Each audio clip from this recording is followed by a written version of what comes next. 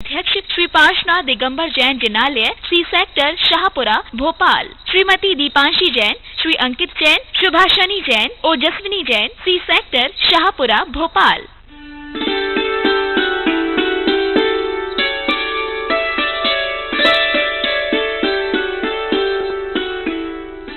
कोटिशतं द्वादशैव कोटो लक्षाणि शेतेऽधिकानि चैव पंचाशदष्टौजसैष संख्या मेतश्रुतं पंचपदं नमामि।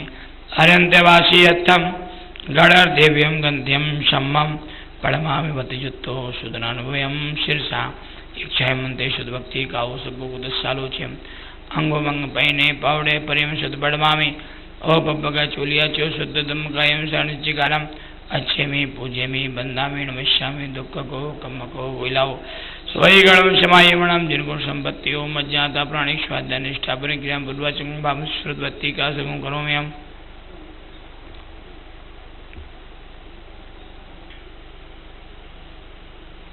और ये सिद्ध सिरा तनु बात वलय में होती है, अर्धचंद्राकार होती है। तो अब अपन चिंतन करें ऊर्ध लोक में 16 स्वर्ग का, हमारे शरीर में 16 स्वर्गों की हम स्थापना कैसे करें। 9 अनुदेश विमानों की स्थापना कैसे करें। 5 9 ग्रेवेक और 9 अनुदेश विमान, उसके बाद 5 रुत्तर विमान। तो चलते हैं अपन अपने नाभि के ऊपर के स्थान में। यहां पर अपने 8 हड्डियां हैं। यहां पर इस स्थान पर इन 8 हड्डियों के मध्य में 8 युगलों को स्थापित करें। 8 युगल इधर, 8 युगल इधर, 16 स्वर्ग यहां तक हो जाते हैं। नाभि स्थल से लेकर के यहां तक कितने 8 युगल यानी 16 स्वर्ग यहां तक हो जाते हैं। इसके ऊपर के जो ये हिस्सा अपना गर्दन का हिस्सा है, इसके 3 भाग करते हैं। इसमें 3 भाग करने पर 9 ग्रेवक 3 भागों में, प्रथम ग्रेवक, द्वितीय ग्रेवक, तृतीय ग्रेवक, चतुर्थ ग्रेवक, पंचम ग्रेवक, षष्ठम ग्रेवक, सप्तम, अष्टम, नवम, इस प्रकार से 9 ग्रेवक हमारे गर्दन के अंदर इतना ये हिस्सा है, ये पूरा गर्दन का हिस्सा है। इसमें कितने 9 ग्रेवक स्थापित हो जाते हैं। इसके पश्चात जो हमारा ये ठोड़ी का दाढ़ी का हिस्सा है, यहां से लेकर के मुख तक के इतने हिस्से में 9 अनुदेश विमानों की रचना हो जाती है। इसके ऊपर जब हम बढ़ते हैं आगे,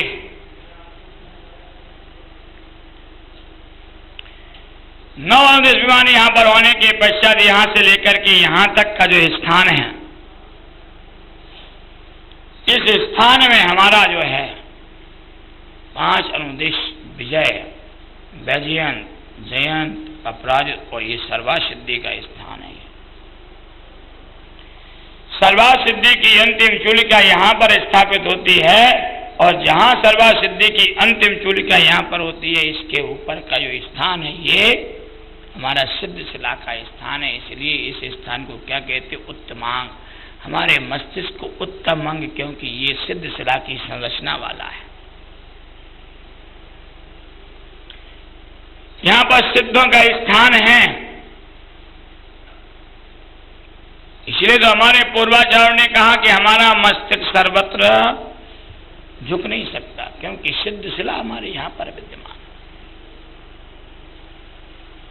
हमें अपना उस पिंड ध्यान को करने के लिए तीनों लोकों की सर्वांग पूरे शरीर में स्थापना करके आराम से जब हमारे लिए तीनों लोकों का ज्ञान होता है, तो तीनों लोकों की स्थापना करके हम पिंडस्थ ध्यान को कर सकते हैं। फिर भी हमारे नाभि कमल और इसी पिंडस्थ ध्यान में नाभि कमल में 16 पंखुड़ी का नाभि कमल होता है। 16 पंखुड़ी के नाभि कमल को यहाँ पर स्थापित करते हैं। उसकी एक एक पंखुड़ी अलग अलग खिली हुई है। उन पंखुड़ियों पर ध्यान करने के लिए हम 16 बीजाक्षरों को स्थापित करते हैं अ आ इ उ ऋ लिर लिर ए ऐ ओ औ अम आहा। एक एक पंखुड़ी पर एक एक अक्षर को स्थापित करके हम वहां और हम का ध्यान करते हैं। इस प्रकार का ध्यान करने से हमारे असंख्यात गुणी कर्म निजरा हो जाती है। ध्यान में इतनी बड़ी सिद्धि होती है। ये पिंडस्थ ध्यान है। और पिंडस्थ ध्यान के लिए हम अपना हमारा हृदय कमल अष्टदल पंखुड़ी का हृदय कमल है। इसकी 5 8 पंखुड़ियां नीचे की ओर मुड़ी हुई हैं, 8 ऊपर की ओर उठी हुई हैं। उन 8 पंखुड़ियों के ऊपर 8 कर्मों को स्थापित करें। ज्ञानावर्णी, दर्शनावर्णी, मोहिनी, वेदनीय, मोहिनीय, आयु, नाम, गोत्र और आयु, नाम, गोत्र और अंतराय। ये 8 कर्म हम एक एक पंखुड़ी पर स्थापित करते हैं और उन 8 कर्मों को जलाने के लिए हमारे नाभि कमल के अंदर से अरहम का जो ध्यान कर रहे हैं, उस अरहम के अंदर से एक अग्नि प्रज्वलित होती है। वो अग्नि प्रज्वलित होकर के धुआं धाएं धाएं जल रही है और उसके ऊपर जो हृदय कमल में स्थापित अष्ट दल कमल के ऊपर 8 कर्म स्थापित हैं। वे कर्म उस अरहम की अग्नि से निरंतर जल रहे हैं। ऐसा चिंतन करने से भी, ऐसा ध्यान करने से भी मन की एकाग्रता बढ़ती है। ध्यान के आचार्य भगवंतों ने विभिन्न आयाम बतला दिए कि भाई जैसे बने हैं वैसे अपने मन को एकाग्र करना, क्योंकि ये सब ध्यान की अवस्थाएं आचार्य भगवंतों ने मन को स्थिर करने के लिए बताई है। जब हमारा मन इस ध्यान की एकाग्रता में स्थिर होता है तो अंतरंग से परिणामों की विशुद्धि निरंतर, परिणामों की निर्मलता निरंतर बढ़ती चली जाती है। मेरे जैन दर्शन में ध्यान की प्रक्रिया बड़ी सरल है।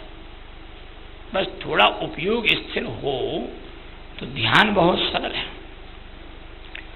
और जितना हम ध्यान करते चले जाते हैं उतने ही तो हमारी कर्मों की निजरा होती चली जाती है। और इस जीव को चाहिए क्या है? इस कर्मों की निजरा। कर्मों की निजरा के अलावा और क्या चाहता है? क्योंकि जीव किससे दुखी है? कर्मों से। कर्मों से दुखी है।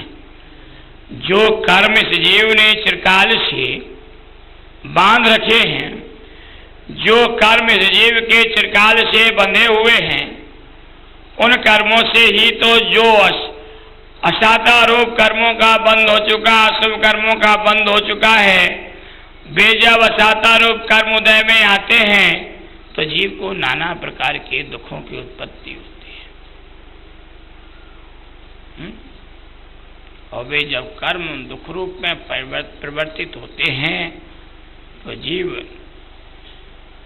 नाना स्थानों के चक्कर लगाता है, नाना प्रकार के परिणामों में संकल्प विकल्प करता है, आत्मरौद्र परिणाम भी करता है।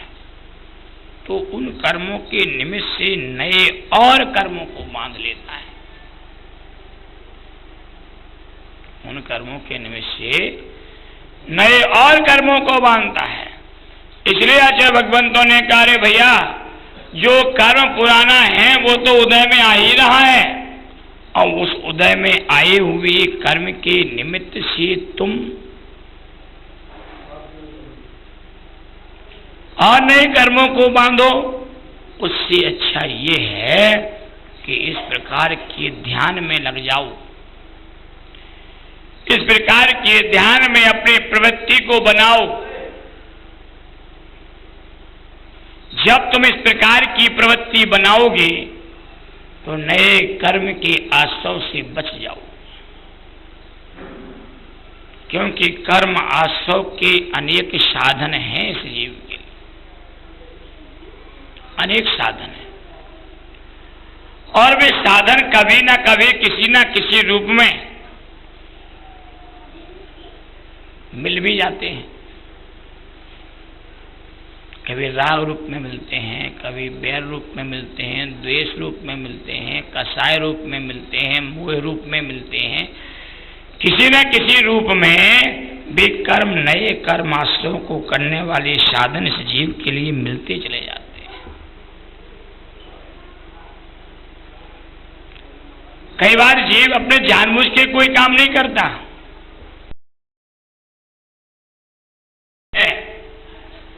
वो कर्म उदय में आकर के जबरदस्ती उस जीव से वो करवाता है, नहीं करवाता। मैं तुम्हें गाली नहीं देना चाहता हूं, लेकिन असाता कर्म जब उदय में आता है तो ऐसा निमित्त वो बनाएगा कि उस निमित्त में तुम भी वैसा ही कम करोगे और मुझे गाली देना पड़ जाएगी। जैसे नेमिनाथ के समय में जब भगवान नेमिनाथ ने अपनी दिव्य देशना में कहा कि दीपायन मुनि के द्वारा द्वारिका नगरी भस्म होगी, उसमें केवल बलदाव व श्री कृष्ण ही बचेंगे। जब देशना में इस बात को सुना गया, दीपायन ने कहा अच्छा मैं निमित्त बनूंगा द्वारिका नगरी में द्वारिका नगरी को जलने के लिए, और उसमें भी शराब कारण बनेगी। यदुवंशी लोग मुझे गालियां देंगे, पत्थर मारेंगे। अच्छा मैं ही इस देश को छोड़ करके चला जाता हूं। 12 वर्ष का काल निर्धारित था कि 12 वर्ष में दीपायन मुनि के द्वारा वो द्वारिका नगरी जल करके भस्म होगी। दीपायन उस देश को, उस द्वारिका नगरी को छोड़ करके अन्यत्र विचरण करने लगे। श्री कृष्ण ने श्राप को निमित्त बताया गया तो उस श्राप को भी जंगलों में फेंकवा दिया गया। लेकिन भैया दीपायन मुनि का निमित्त बनना था, श्राप कारण बनना थी। दीपायन मुनि 12 वर्ष व्यतीत हो जाने के पश्चात वे लौट करके आ गए, लेकिन 12 वर्षों में भी 1 महीना शेष रह गया था। कौन सा? जो बीच में मल बांस बढ़ जाता है ना, वो बढ़ चुका था, वो गिनने में भूल गए और आ गए। यदुवंशियों के लड़के जंगल में शिकार खेलने के लिए गए, उन्हें प्यास लगी, पानी के स्वरूप उन्होंने उस मदिरा को पिया पानी समझ करके, उसका नशा चढ़ा। उसी समय दीपायन को आते हुए देखा, अरे वो दीपायन आ रहा, देखो इसके निमित्त से द्वारका जलना थी, लेकिन 12 वर्ष व्यतीत हो गया, अब तक तो जली नहीं। उन्होंने दीपायन को उल्टे से उल्टे दीपायन मुनि के लिए कटु शब्दों का प्रयोग करना प्रारंभ कर दिया, पत्थरों की बरसात करना प्रारंभ कर दी। दीपायन मुनि को क्रोध आ गया। बाएं कंधे से लाल तेजस पुतला निकला, द्वारका नगरी को भी जला दिया। श्री कृष्ण ने बहुत प्रयास किया अपने परिजनों को बचाने के लिए, लेकिन भगवान नेमिनाथ की दिव्य देशना में क्या था? कौन बचेगा? बलदाऊ और श्री कृष्ण, 2 ही बच के आए।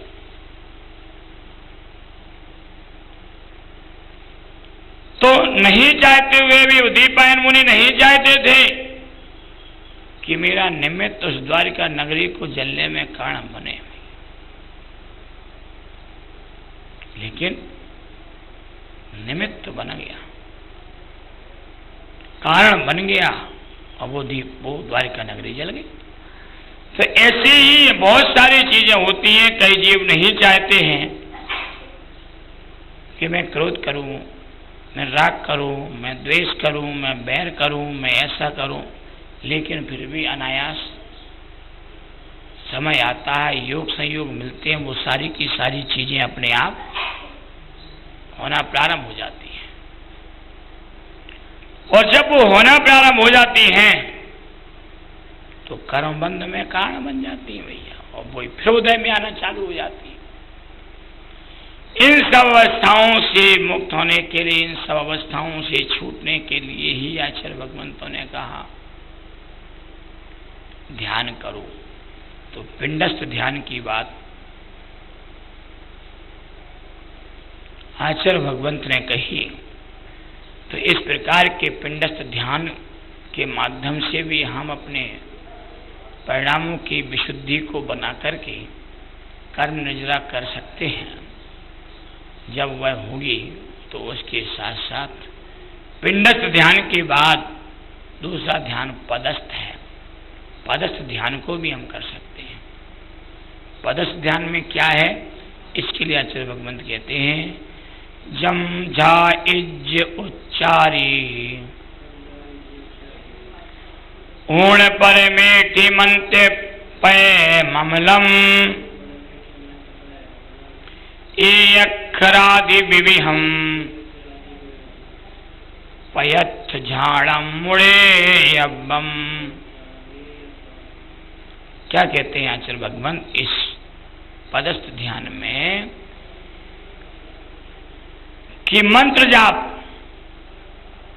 ये एक अक्षर को लेकर के 35 अक्षरों के मंत्र का जाप करने से भी, उनसे पवित्र मंत्रों के जाप करने से भी ध्यान की सिद्धि होती है। किसी जीव को बहुत ज्यादा नहीं आता है, उसे एक अक्षर ही आता, वह एक अक्षर के मंत्र का जाप करता है।